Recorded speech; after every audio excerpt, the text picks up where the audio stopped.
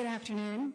It is my pleasure to welcome you on this beautiful but rainy afternoon to a very special event here at OBU. I am Dr. Meredith Bruning.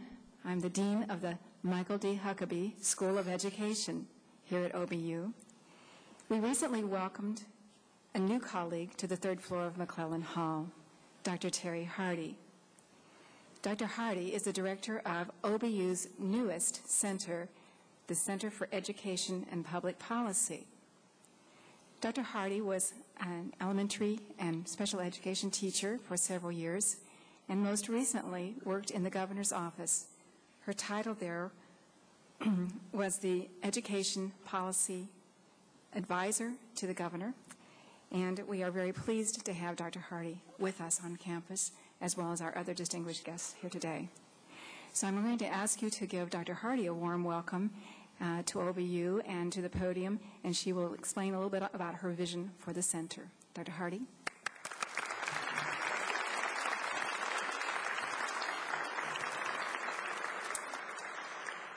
Good afternoon, and please allow me to join Dr. Bruning in welcoming you to the first lecture in a lecture series sponsored by the Center for Education and Public Policy here on the campus of Ouachita Baptist University. The idea for a center focused on education and policy started as a dream a few years ago of then Governor Mike Huckabee and OBU's president at that time, Dr. Andy Westmoreland. They both recognized the significant changes that were occurring in the education system in our state and our nation, and they wanted to do something that would keep the momentum moving in a positive direction.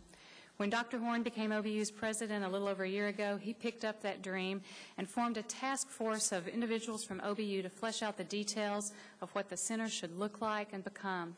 After many discussions and much debate, that dream became a reality in February of this year when the Center for Education and Public Policy opened its doors here on OBU's campus. The center's focus is in three primary areas: public education, public policy, and community development.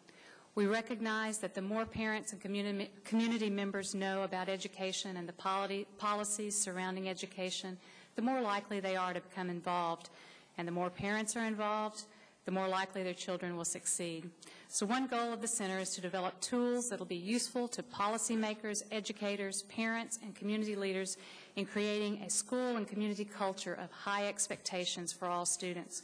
We're committed to working with districts and local communities to improve public engagement in the local education system and improve student performance. Additionally, we want to work with community and state leaders to help create an environment that produces innovation and creativity in our future workforce and our future leaders. That's why I'm especially pleased that our first lecture is on the topic of education, the arts, and a creative economy.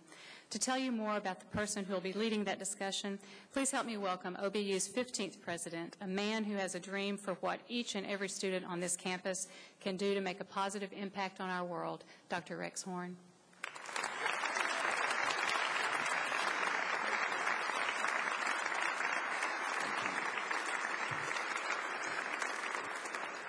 Thank you, Dr. Hardy, and it's wonderful seeing you all here this afternoon on what is a historic occasion for Ouachita Baptist University. Our guest speaker this afternoon is presidential candidate and former Arkansas Governor Mike Huckabee. The governor is accompanied by a number of special guests today, but I'd like to recognize several at this time before I proceed with my remarks about Governor Huckabee. His wife, Janet, is here, who's also attended Ouachita. Janet, would you stand, please?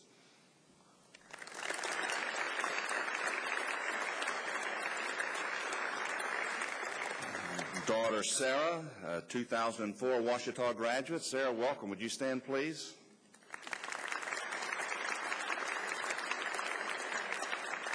And also 2004 Ouachitonian Laura Brown, who is now Lauren Huckabee. Would you stand, please?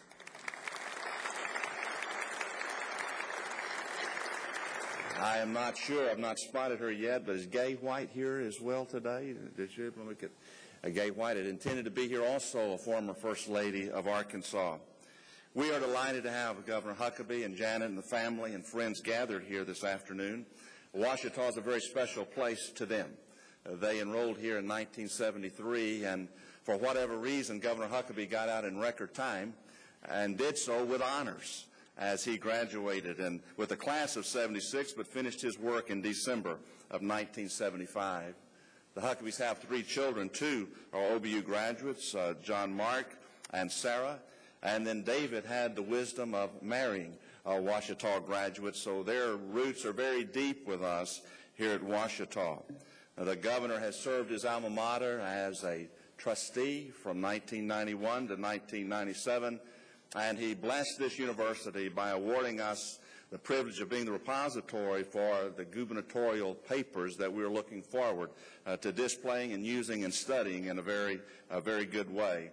And Governor, while we're at it, let me be the first to ask for your presidential papers that'll be forthcoming in a few years.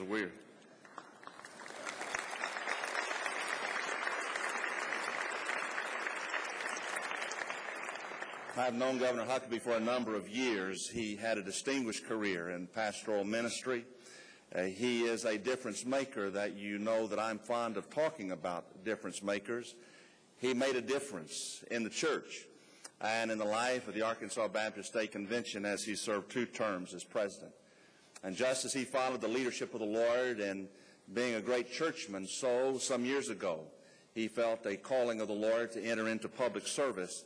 And there he also has a distinguished career as he served as lieutenant governor and then for more than 2 terms as governor of the state of Arkansas. We're grateful for this difference maker who grew up in Hope, Arkansas, not very far from here.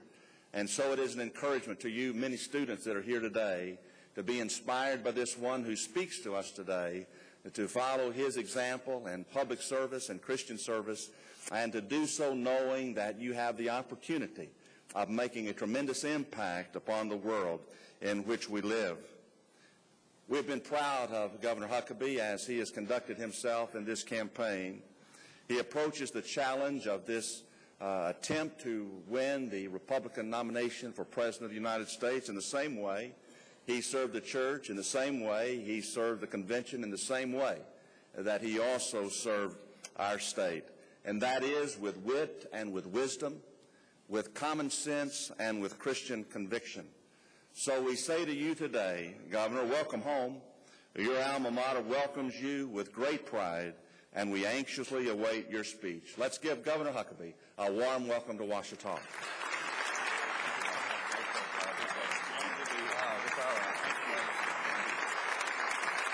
Thank you. Thank you. Thank you very much. Thank you. What a pleasure to be back, and I want to say thanks to Dr. Horn, to all of the students and members of the community who have gathered here this afternoon. And this is a much larger crowd than I would have expected to show up anywhere at 3:30 in the afternoon on the Ouachita campus. So first of all, my deep thanks. I don't know if you guys are getting extra points for showing up. If not, you should. Dr. Horn, see to that, would you? Give them all whatever else. If they're making a B, give them an A. If they're making an A, let one of those students who are making a D have their A, and then they can make a C and find out how it feels out there to do that. Some of you have never known how it feels to make a C. Some of you have never known how it feels to make an A.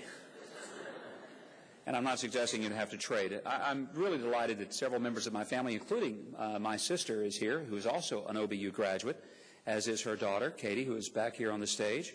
And Pat, good to see you. And she was a theater and English major, now teaches English and has for a long time. I'm going to just leave it at that. I don't want to get her in trouble or get myself in trouble by telling you how long she's been teaching, because that might advance her age. Let me just also express just how much this campus means to me. And I cannot be here without saying what an incredible gift God gave me in allowing me to have this incredible experience of Ouachita education. And Dr. Daniel Grant, who was president at Ouachita when I was a student, is here in this auditorium today, along with Dr. Ben Elrod, who was president during the time that I had the joy of serving as a trustee. All of the people who have had some connection to this campus probably have the same spirit that I do, and that is that there's something extraordinary about Ouachita.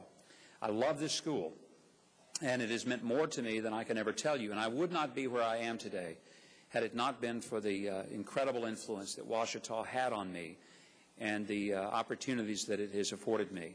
I'm truly grateful that 2 of my 3 children came to school here. And I'm also very relieved that the one who did have the good sense to marry a girl from Ouachita and stay in the family. Otherwise, I'm not sure what we would have done with him. And Dr. Horn, you mentioned about the gubernatorial papers, which are being kept here at Ouachita and will eventually be displayed, and happy about that. Should I be so fortunate as to be elected president, I can tell you now, I can't think of any place I'd rather have those papers than here. And that would be a great thrill to be able to see something even beyond governor papers, and that would be presidential papers at Ouachita. I think it's the greatest university in America. And those folks that go to these lesser schools like Harvard and Princeton and Yale, they just haven't realized it yet. One of my goals in running for president is I want them to know where Ouachita is, and I want everybody in the country to learn how to say it right, too. I'm so tired of going to places like New Hampshire and Iowa, and they say, and he is a graduate of, and you just see that look of fear. And then they always end up saying, ouachita. And I, of course, correct them. But I'm hoping very much that that's something that will happen, is to make sure that everybody in America knows how to say Ouachita. Terry Hardy, it's great to see you, and I'm thrilled for your being a part of this campus. And I know you're going to have a great experience here on the faculty.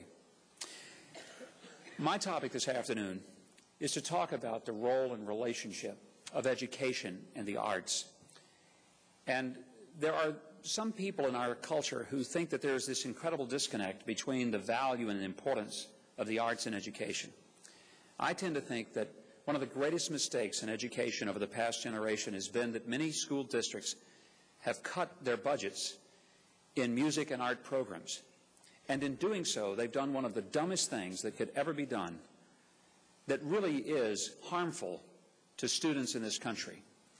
And over the next few minutes, what I hope to do is to be able to explain to you why that a true music and art education is not just extracurricular, it's not extraneous, and it is not expendable. It is essential.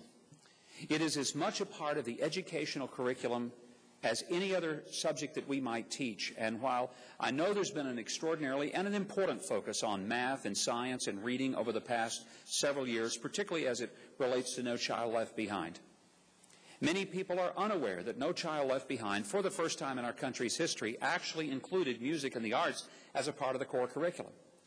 Now, the only problem is it's not a subject that typically has an evaluation process, so therefore many school districts, since they're not going to be evaluated on how well they do it, they simply cut it out of their curriculum altogether, which violates No Child Left Behind. But far more important than violating No Child Left Behind is violating the possibility that a student might have because his or her talents would be curtailed in an educational format that did not include exposure to and participation in a music and art curriculum. One of my proudest moments as a governor was signing the law that mandated every student in our state would have music and art, not music or, music and art education every single week, their entire school career, and it would have to be taught by certified teachers. Now, there's an important component there, certified teachers. And if I ever had any doubt about the importance of certified teachers doing it, it happened when I was visiting with a legislator in my office one day, and she was trying to water down the curriculum and change the law and make it easier, because there were some districts complaining that they just didn't have the money to hire music and art teachers, and my attitude was, then if you can't do it, then merge with someone who can, but don't cheat the kids because you just don't think you can do it. And she was making the case that music and art were really courses anyone could teach. And here's what she said, and I'll never forget it. She says, anyone can teach a music class. All you have to do is just go in and play a record. And I said, and that's why we need certified teachers to teach the course right there. There was a survey that was done not long ago of CEOs across the Fortune 500 companies in America, and they wanted to know what were they looking for in terms of future employees. And 90% of the CEOs said that their primary challenge was attracting and retaining talented people. Talented people. Now, the reason I wanted to mention that is because there are those who think that the only talent that CEOs look for are the talents of some technical form, when in fact what CEOs are truly looking for is creativity. It's not simply people who know something, but people who have imagination in knowing what to do with what they know. Richard Florida wrote a very provocative and insightful book, and if you haven't read it, let me suggest that you might want to check it out of the library. I didn't say order it and buy it, because most of you, if you're buying college textbooks, you've about bought all the books you can afford this semester. But it's a book called The Rise of the Creative Class. And it's a book that basically says that in the future, the economy is going to be built not on those who are strong in even technology, certainly not in agriculture or manufacturing. The future economy is a creative economy. And that if America is going to be competitive in the world, if we're going to be able to create a vital and vibrant economy, it's going to come from the creative class. And that the accommodation of the creative class really is the foundation for the future of our nation's economic strength. When I was chairman of the Education Commission of the States, an organization that is comprised of all 50 governors and the education chiefs of each of the 50 states, as well as the legislative, Senate, and House chairs of education in each of the 50 states, the chairman gets to select a theme for which he or she will sort of focus during one's tenure. I remember the meeting in which I was first inducted, and we were talking to the senior staff of the Education Commission of the States, and they were saying, and Governor, what theme would you like to pursue? And they thought it would be something like teacher preparation, or maybe it would be on accountability, or any of the issues that, frankly, have been given a lot of attention in education circles. And I really shocked them. I said, well, what I'd like to focus on is music and art and their value in the educational environment. And there was a silence in the room, and they looked at each other and looked back at me and said, you want to do what? And I said, I want to focus on music and art. Now, fortunately for me, they actually turned out to be excited about it. But they first were shocked, and they said, in 45 years of the history of the Education Commission of the States, nobody's ever wanted to do that before. And I said, and that's all the more reason that we desperately need to give it some attention. The reality is, an education is not an education if all it does is stimulate the left side or the logical side of the brain. In fact, imagine a computer that's nothing more than a database. It might be a magnificent database with incredible capacity for the storage of information. But if you have a computer that is nothing but a database and it does not have a processor, I would suggest that you really don't have a computer, you have a boat anchor. Because the value of a computer is not just in its database, it's in the capacity of its processor to take the data and to be able to use it in some significant way that goes beyond the capacity that you would have without the computer. Unfortunately, in our nation today, we have an education system that has been so focused to the left side of the brain, to the neglect of the right side of the brain, the creative side, that it helps to explain why every single day in this country 6,000 students drop completely out of school. 6,000 a day. And that's not the greatest tragedy. In addition to the ones who just walk away from school completely, millions more take the most expensive nap in America with their heads down on their desk, paid for by the taxpayers, and it's not because they're dumb. It's not because they're incapable of learning. It's because they are bored. And part of the reason for that is the curriculum that limits them to those things which focus solely on one side of their capacity. If we're truly going to see not only an educational environment that challenges students, but also that builds the kind of economy that will help us to be competitive and not just survive but thrive in the future of what we often speak of as a global economy, then we'd better make sure that we do not neglect nor cancel out the importance, the value, and the significance of an education that includes music and the arts. There are 5 basic steps to education that I just want to list, and then I'm going to speak about the element that's found in the arts. In any educational process, it begins with imagination. Just thinking, an imagination. It proceeds with dedication, then perspiration, finally creation, and the result of that is actual education. Most of us don't have to be stimulated in the arts when we're little. I mean, we grow up singing the songs at church or at home. I wouldn't even have to ask, how many of you, when you were a little kid, sang your lungs out? Maybe watching television or listening to CDs, or in my day it was records, and some people it was tapes. Now it's digital downloads. Who knows what it's going to be next? But the point is, nobody had to beg you to sing when you were 4 years old. Now, many of you sang your heart out when you were 4. You wouldn't dare be caught singing today. What happened? I'll tell you what happened. Someone, along the course of your educational experience, beat the ever-living creativity out of you. And instead of stimulating that creativity, helped you to somehow believe that you weren't good enough at it to continue it. And so rather than it being advanced in your life, it's been stifled. It's almost a criminal act that we would somehow try to put a damper on that which I believe God put inside of every one of us. A little girl was sitting in her classroom, first grade. All the kids were told that they were to draw a picture.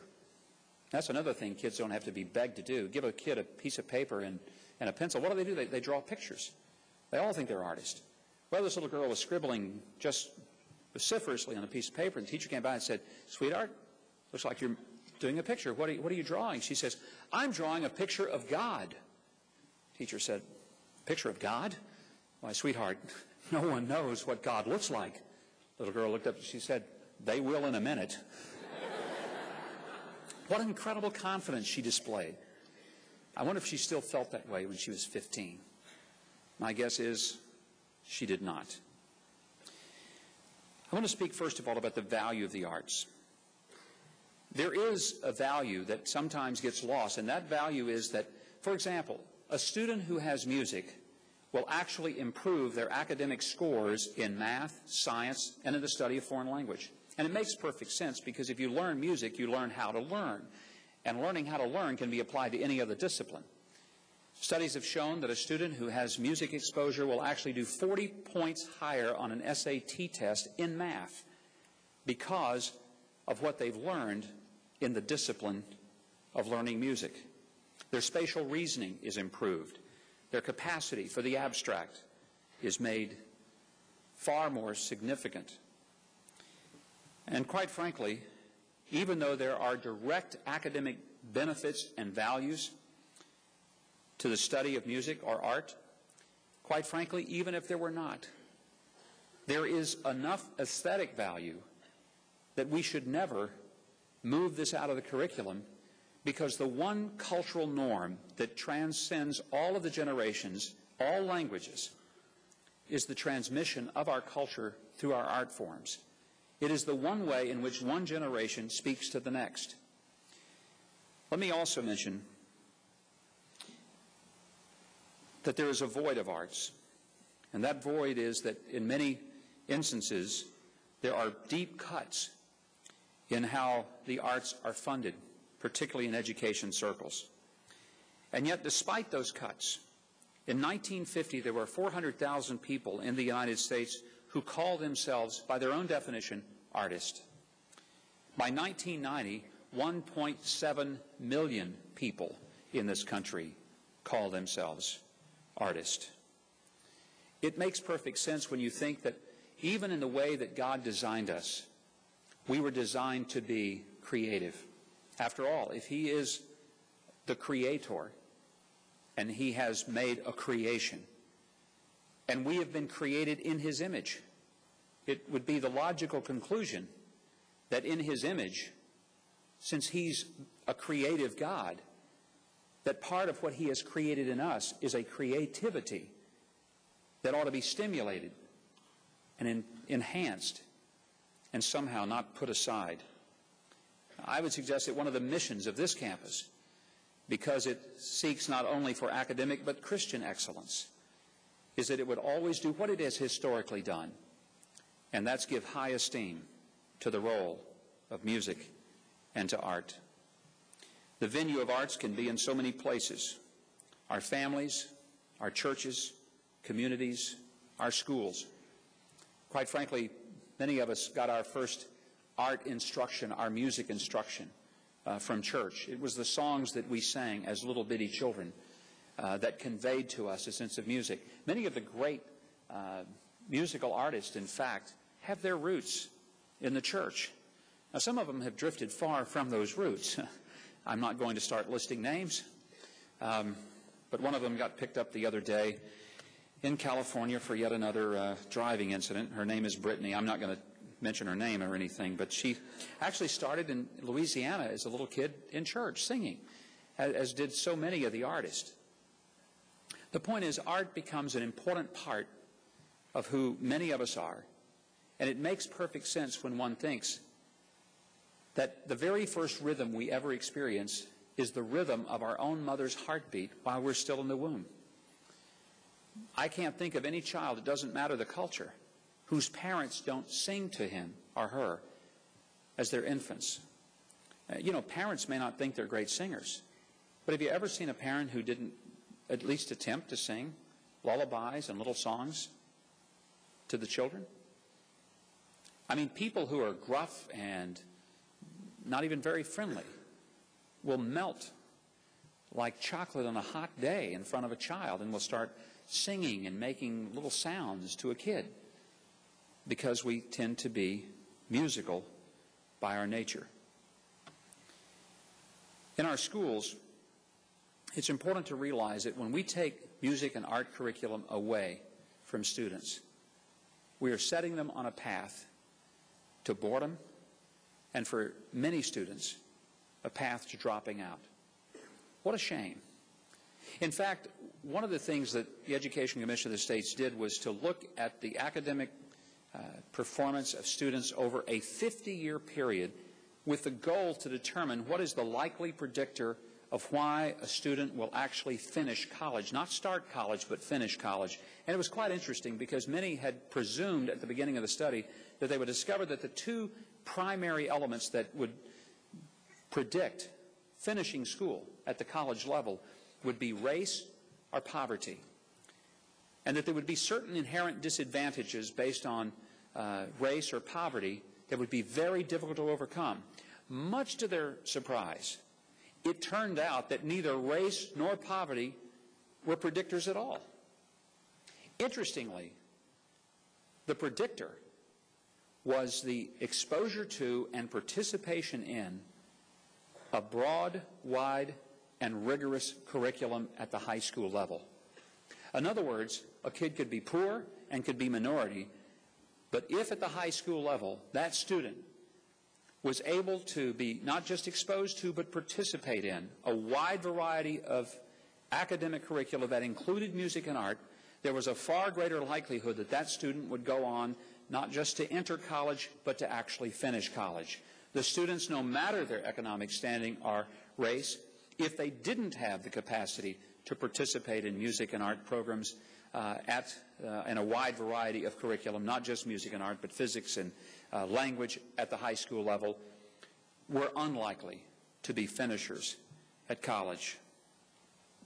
That's why it becomes more important than ever that in the future of designing education curriculum, we make sure that we're designing it for the students and not just for the perpetuation of the schools. I can share with you that the single greatest period of pain I ever had as a governor in 10.5 years of serving in the job was when I suggested that many of our schools were not giving an adequate enough curriculum to students, and that if they could not meet those curriculum demands, that they should be in fact consolidated with other schools so that the students would have a capacity to get exposure to those curriculums. Folks, you would have thought I was suggesting that we turn the water off in a lot of towns all across Arkansas. And I found out that some people were more interested in their sons and daughters having a basketball jacket than having an economic future that could be sustained with a career that would give them the capacity to go anywhere and do anything. And I look back on those days, and some have asked me, do I regret pushing as hard as I did? And no, quite frankly, if anything, I regret not pushing even harder. Because the one thing that I would hope that our school systems will do is to perpetuate the best opportunities for the students, not simply to preserve the traditions of the past of the students who have already been, but to give the students their best possible options for their future. Music and art is an important part of that. In the 1950s, there was a father who bought his kid a $14 guitar, which was pretty significant because the guitar was a lot more than the father made a week. He only made $8 a week. And the kid started playing the guitar, but the school instructors told this young man that he just wasn't very musical. In fact, when he applied for a special place in the music and art school in the community where he lived, they told him that he just didn't have the talent that was necessary to be able to get a slot in that school. You know, sometimes kids don't hear that message very clearly, and this kid obviously didn't. But he took that $14 guitar and turned it into a pretty decent career. His name is Paul McCartney, one of the founding members of the Beatles.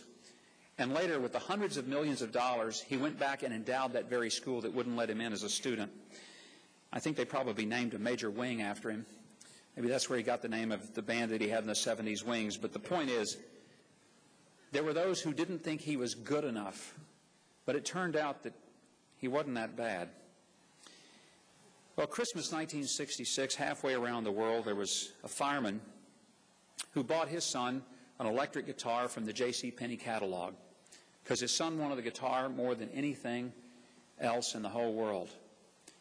And the whole guitar package in 1966 was $99, which was a lot of money to this family. In fact, so much so that the father ended up getting the guitar and had to pay it out over a year, so much per month until that $99 could be paid off, because $99 was impossible to spend all at one time.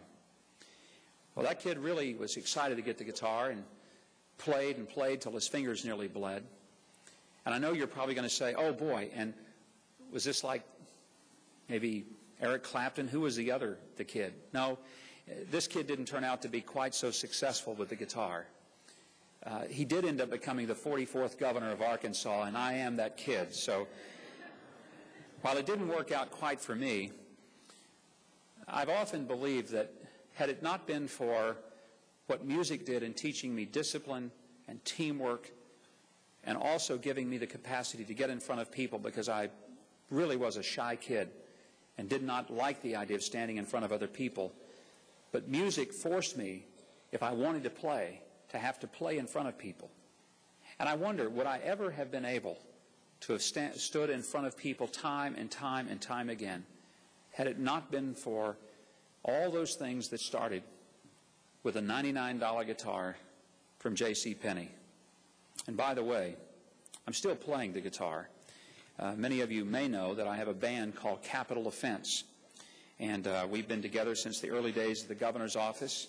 We've opened for Willie Nelson, Charlie Daniels Band, Grand Funk Railroad, 38 Special, Percy Sledge. We've played in California, New York, and Florida, all over the country. We'll be playing the Surf Ballroom next month in Clear Lake, Iowa, which is the famous venue that Buddy Holly and Richie Valens and the Big Bopper played their last show before perishing in a plane crash. And no, I won't be flying out of Clear Lake that night. I will be driving. The venue is still there 60 years later, and you know, it'll be a great thrill for us to do. And people say, is your band that good that you get these kind of gigs? I say, no. But if you're the only governor in America with a rock and roll band, it's amazing the places you get invited to go.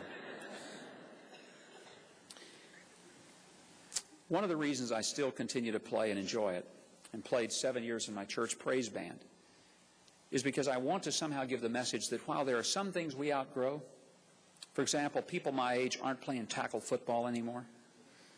Or if they do, they only get to play about one play.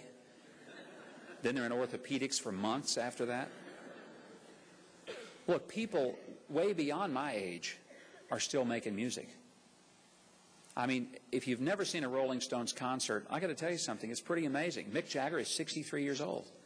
Keith Richards has been dead for several years, and he's still playing.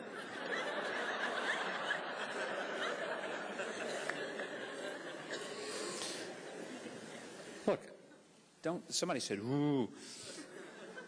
One of my last acts as governor was giving Keith Richards a pardon. It's a true story. He had run afoul of the law in Fordyce, Arkansas, back in 1975. I was a student here at Ouachita at the time. He and Ronnie Woods had rented a car in Memphis, were driving to Dallas for a concert, and wanted to go through the Arkansas Delta, the home of the blues. And everyone told him, no, not a couple of British guys with long hair, not in Arkansas in 1975. Are you crazy?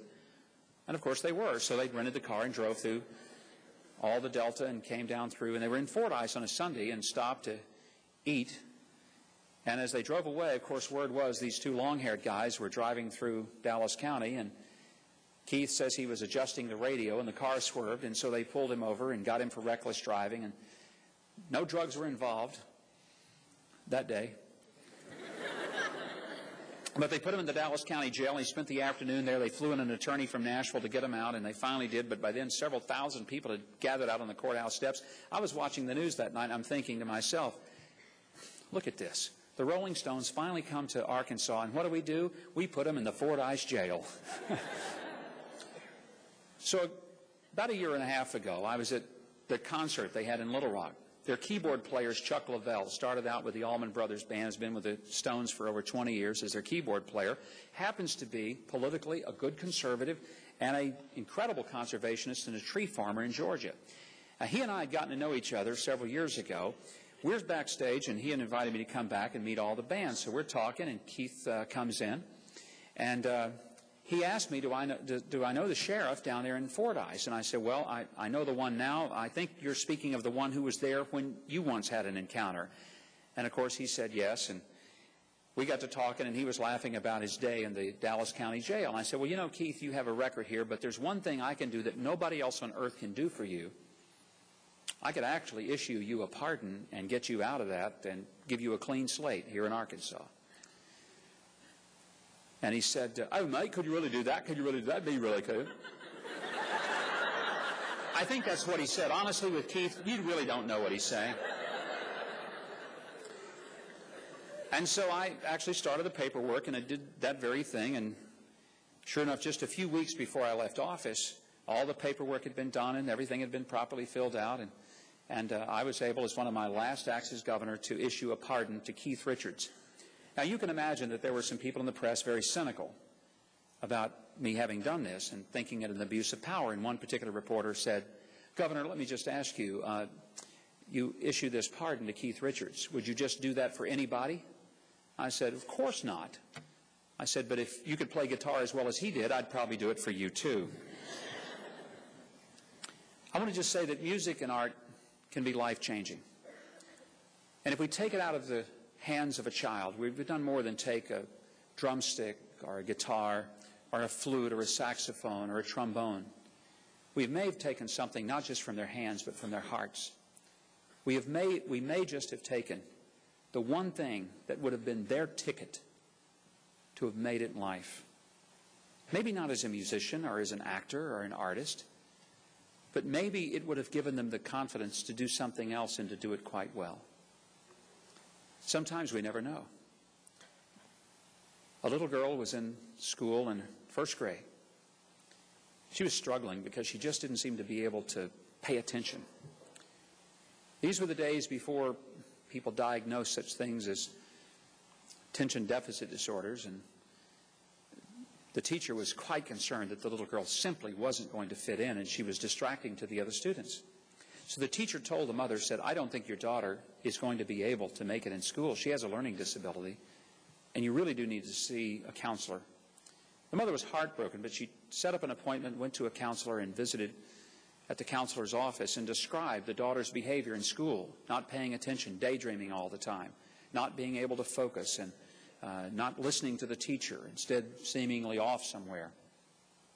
The counselor listened very patiently and carefully and said to the mother, why don't you and I step outside for just a moment? I'd like to speak to you. And we'll leave your daughter here for just a second by herself. As they were leaving the room, the counselor reached over and turned the radio on, which was on his desk, just to have some music playing. And they slipped out and stood in the hallway and left just a little crack in the door where they could look inside, but she really couldn't see them. The little girl, listening to the radio and the music on it, sat still for just a moment, and then she began to nod her head and then move her body, and in a moment she had stood to her feet, and completely feeling that she was alone and nobody else was in the room or watching, the little girl began to move rhythmically with the music and seemingly was lost as she was able to just become one with the rhythm of the music. As the counselor and the mother peered through the door, the counselor looked at the mom and said, "Ma'am, your daughter is fine. She doesn't have a disability. Your daughter is a dancer. Get her in dance class, and she'll be fine." Fortunately for all of us, the counselor was a lot wiser than that teacher turned out to be. That little girl did get enrolled in dance class. And you may not recognize her name right offhand. Her name, by the way, was Jillian Lynn. But in case you don't recognize her name, I'll bet you recognize her work. Oh, she's in her 70s now. But she happens to be the choreographer for the Broadway musical Cats. And in fact, the Broadway choreographer for every one of the musicals that Andrew Lloyd Webber produced on Broadway, and is considered perhaps as one of the most significant choreographers of the 20th and 21st centuries. All because somewhere in her there wasn't a disability.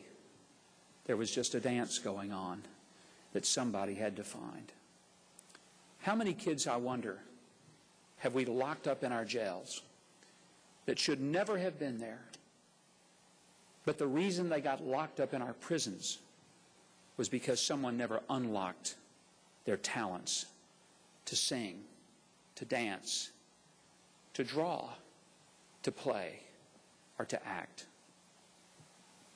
I tell you today that one of the great tools that we need to unleash is a weapon of mass instruction. It is the power of music, the power of art, the power of creativity. And it could change not just individual lives, it could change our nation and change our future. Thank you. God bless you.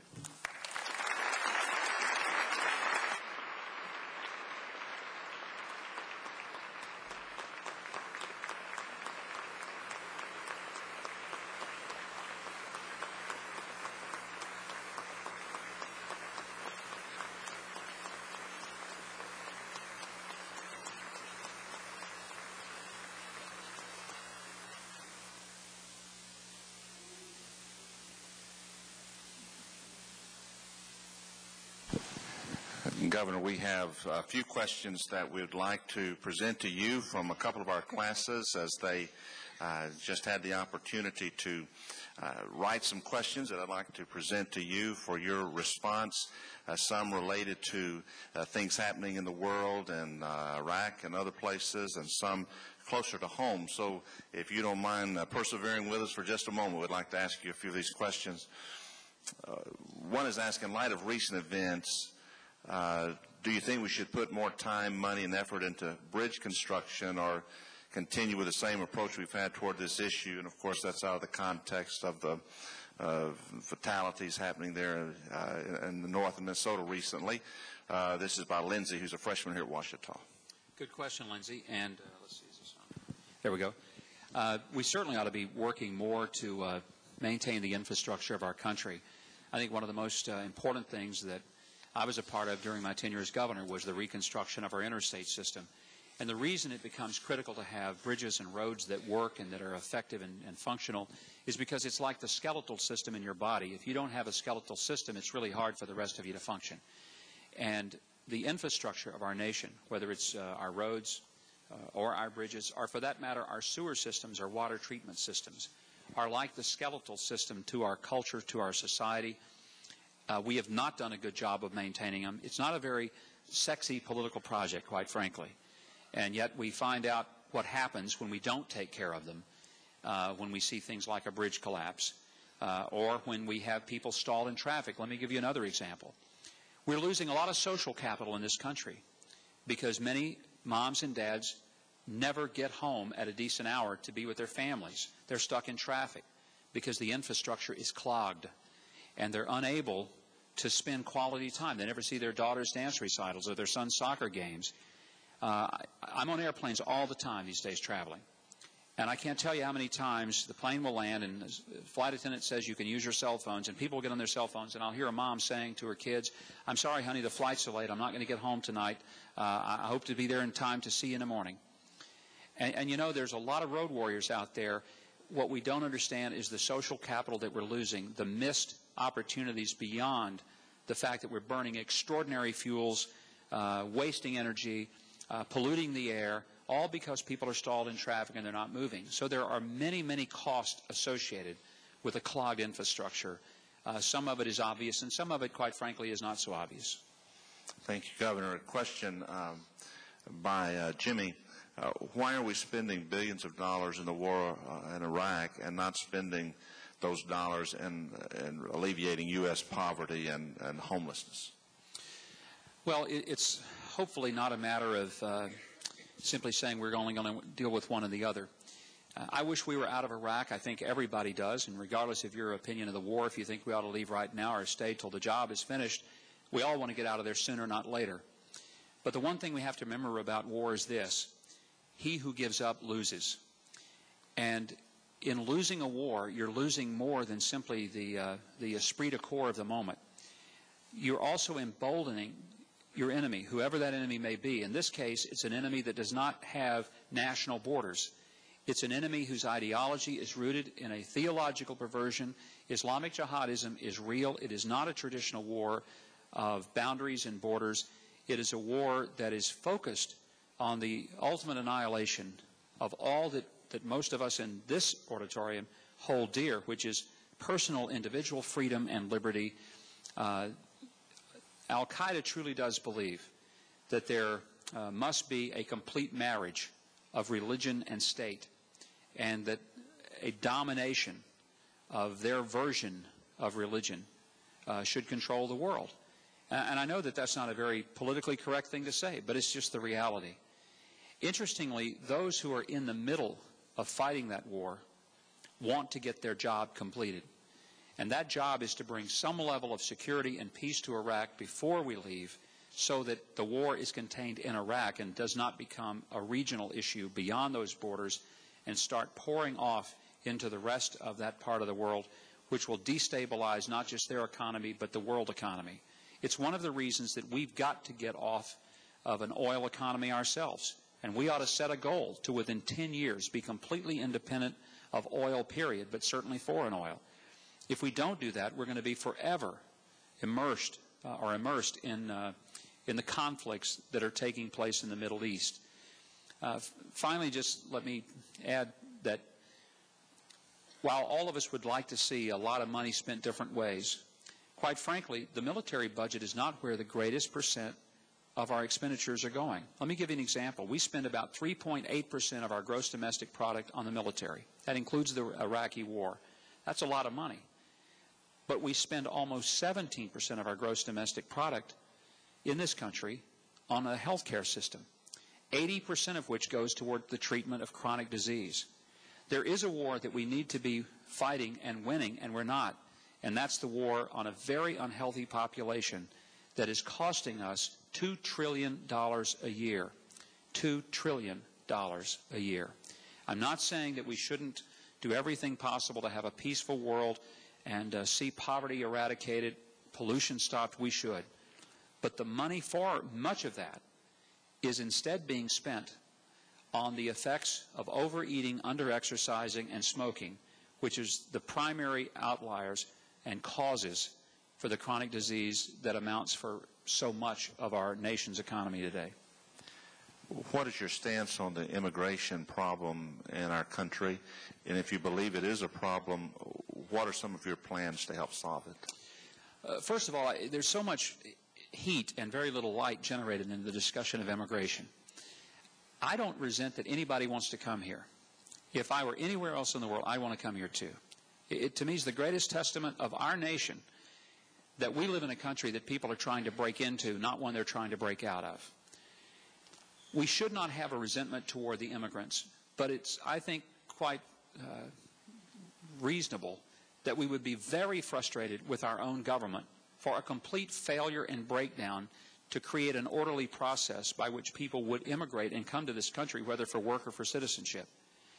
And the reality is it's gotten completely out of hand, because now it is more difficult for me as a former governor to get on an airplane in Little Rock than it is for a person to cross an international border.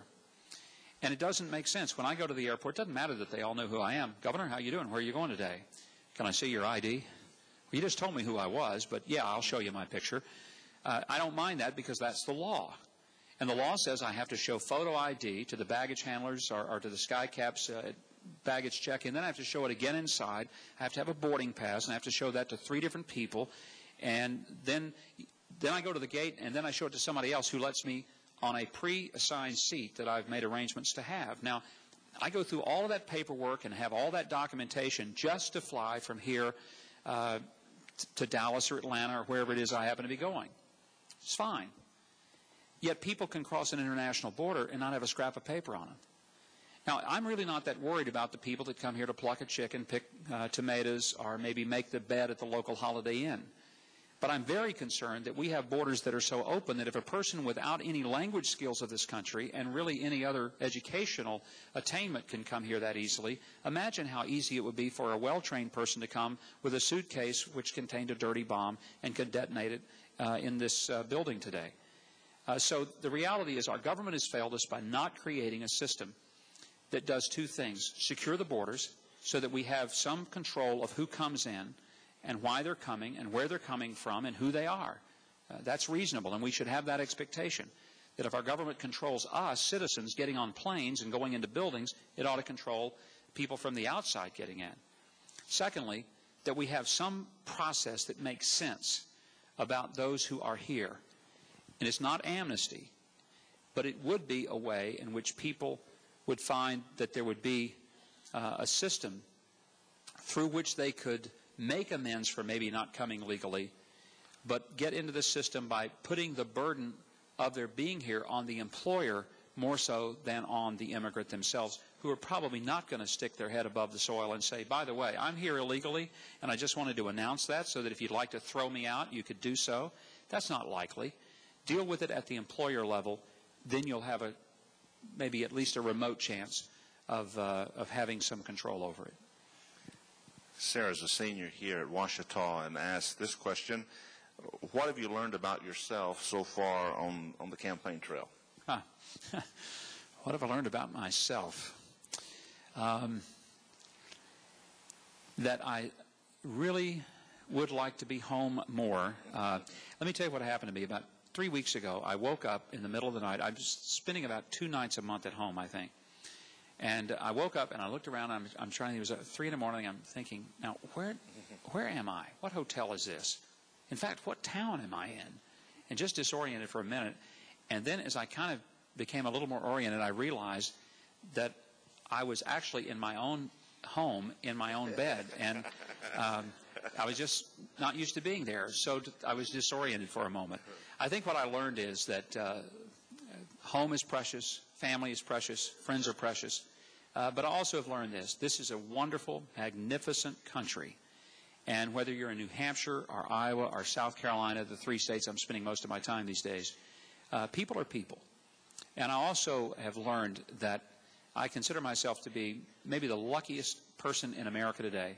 I know where I come from. As the prophet Isaiah said, look to the rock from which you were hewn and the quarry from which you were dug.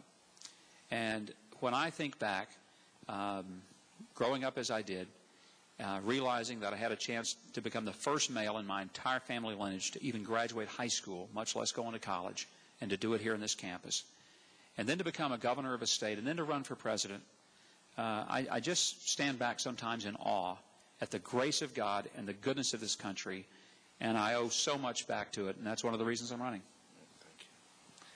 How has governing a state like Arkansas prepared you for the office of president? In 2 ways, Dr. Horn. First of all, if you're a governor, you've actually run a government. It's not like being in the legislative branch. And there's a reason why that governors typically get elected president and senators and congressmen don't. It's because there's a whole different process involved. Legislators tend to think in terms of the process. If you're in the executive branch, by sheer necessity, you have to think more about the product than you do the process. And so it's about the results, and you're driven by a results orientation rather than a process orientation. In one way, having been an executive of a state and running a state, I think is an important factor. And by the way, I've had more executive experience at the government level than anyone running for president on either the Democrat or the Republican side. Rudy Giuliani talks about, hey, I was a mayor and I've run a city. He did for 8 years. I ran a state for 10 and a half. The second thing that I would say has really prepared is that a state is a microcosm of the federal government. At every level of the federal government, you have a counterpart at the state level, whether it's a Department of Labor or a Department of Health and Human Services or a Department of Transportation or a Department of Corrections. So whatever the kind of government structure there is at the federal level, there is, in virtually every case, a corollary at the state level. So the learning curve is not as steep as some would think, in that you have experience in dealing with the basic concepts and issues at the state level that you would be exposed to at the federal level. And it's one of the reasons that I believe that a person having been a governor is well prepared to step into the office of president. Thank you, and thank you, Will, for that question. Lauren asked a two-part question. What is the greatest strength for the Republican Party going into this election, and what is the greatest weakness? The greatest weakness is the past few years that the Republican Party has completely failed to live up to its own principles. They did not deal with corruption very well. They showed an extraordinary level of incompetence, particularly in the manner in which they dealt with Hurricane Katrina and the aftermath, and it was such an obvious meltdown of government. We saw it in this state in terms of the 75,000 evacuees that came to Arkansas. And while government melted down essentially at all levels, I think it was at the federal level where there was such a sense of just embarrassment. And a lot of that attributed, frankly, to Republican leadership in both the Congress and the administration. And there's no way to escape that. The Iraq War, while a lot of people think was the singular most important reason that Republicans lost in 2006, I'm convinced that the dual issues of corruption and incompetence in managing government, the fact that Republicans who are supposed to be fiscally responsible, in fact, spent more money than had their Democrat counterparts when they were in control of the Congress, didn't curb spending, didn't do anything about the long-term problems that many of you as students face. For example, will there be a Social Security system? Who's going to pay for the extraordinary debt that's been thrust onto you, your shoulders, and even your children out there? They just didn't address it. And they acted with a reckless abandon toward those issues. Didn't confront the issues of border security, did not really do anything to restructure our tax system. So we're losing trade. We now have a $232 billion trade deficit with China alone. People of America can see through that. So that was the weakness. The strength is if the Republicans will sort of refocus on what once gave them the majority of governorships, the majorities in both the House and the Senate at the national level, and the majority of state legislatures, as well as the White House, which were that they were committed to fiscal responsibility. They were committed to family-centered policies and concepts. Though a lot of people think it's a net loss, I think it's a positive to respect the sanctity of human life and to believe in traditional family responsibilities and roles. If we abandon those things, I think we're going to continue to lose. If we refocus on them, but at the same time articulate them in not a strident, but in a way of simple conviction, then I believe Republicans can and will win in the future. Two more questions, Governor. Jessica asked this. With the upcoming CNN YouTube debate in November for the Republican presidential candidates, how do you prepare for such a wide array of questions coming from the American public? My debate preparation is a little different than probably some of the other candidates. And it's in part because I think that what you really want to do in a debate is to be able to be honest and spontaneous. I stand on those stages, and sometimes when I watch my opponents in the race answer questions, I don't think I'm listening to them. I think I'm listening to a room full of consultants who have drilled into their brain very carefully crafted answers, and it's as if they're suddenly turned into robots and they're reading off the back of their head that which has been just drilled into them. And I can almost see them all that day in a hotel room as if it were being beaten with rubber hoses under hot lights and told, if they ask this, this is what you say. And even if they ask this question, then you go ahead and answer this question. I have a very different approach. I mean, I'll read for weeks and weeks in advance, and I'll try to keep up with issues. But the day of the debate, I'll go out for a 4 or 5 mile run. I won't watch television. I don't want to get around a whole lot of people who are going to tell me what to say. In fact, I do everything I can to avoid it. I stay fresh, loose, and try to go into it with a very sort of open mind, listen to the questions, answer it as honestly and as candidly as I can, and hope that I'm going to come across as somebody who's actually answering the question and not just reading off, the back of my head from some, again, consultant-driven card. So far, it's worked for me a whole lot better than I think it would have had I tried to prepare in such a way as to just be robotic and automatic. And quite frankly, I think one of the things that the YouTube debate is good for is that it forces candidates to be caught off guard. The reason I love doing things, I've done Stephen Colbert's show like 3 times, and The Daily Show with Jon Stewart, and people say, why do you do that? I've done Bill Maher 4 or 5 times. Why do I do that stuff? Because I think it's more important to be able to handle the questions you don't expect than to be able to simply regurgitate an answer that you know you're supposed to say when you're given the question. And most interviews are all about the things that you expect. So sure, you're prepared for that. But how do you handle the unexpected, like a snowman asking you a question? I mean, there's one.